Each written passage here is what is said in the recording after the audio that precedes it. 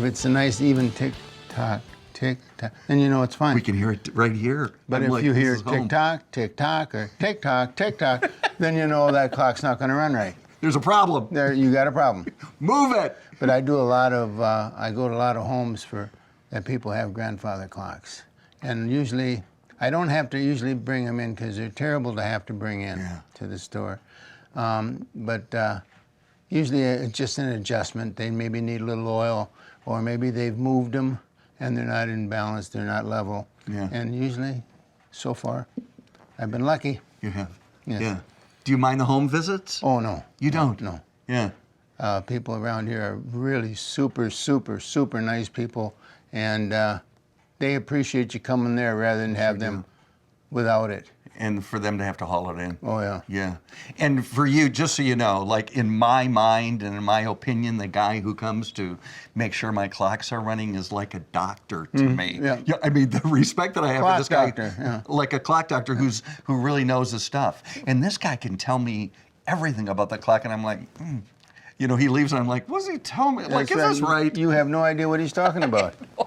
That's like a jet airplane mechanic. Well, this thing, you know, really, I've seen that before, yeah. Exactly. And no idea what he's saying. Right.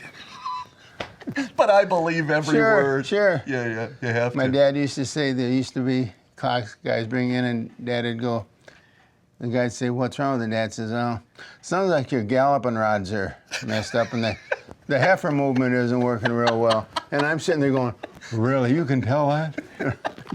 The galloping rod of the heifer movement. Yep. Come on. What are you wearing on your glasses? It's just a loop. It's a seven power loop and a 10 with a 7 power, and the smaller one's a 10 power loop. Why would you need the 7 and 10? What's that for?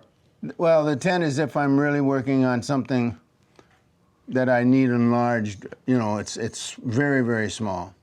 Like what? Like in a watch or something like that. Yeah. You got some very, very small parts, very, very small screws and everything. And then the 7 and there's 7.5 power. That's for you don't have to get as close, so you can work. And if you put them together, is that 17 right there? No. You that's put them 10? together, you can't see nothing. You can't. You're bumping into things. Okay.